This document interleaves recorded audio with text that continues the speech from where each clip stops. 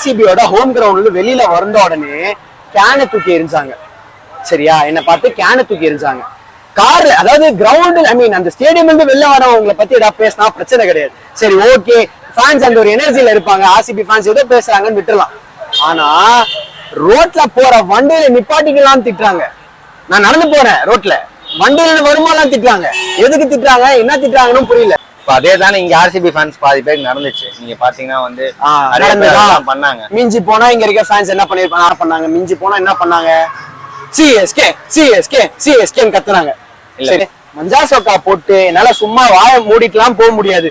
நீங்க என்ன பண்றீங்கன்னா, அங்க பெங்களூர்ல சுத்தி ஃபுல்லா ஆர்சிபி ஃபேன்ஸ், நடுவுல சிஎஸ்கே ஃபேன்ஸ் தலைய தொங்க போட்டுலாம் போவாங்க.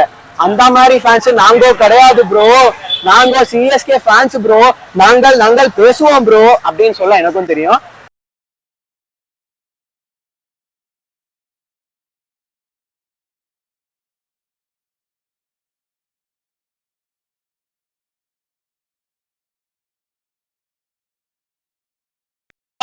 திருப்பி வந்தோம்னு வச்சுக்கோங்களேன், 10 நேரம் மாட்டேன்.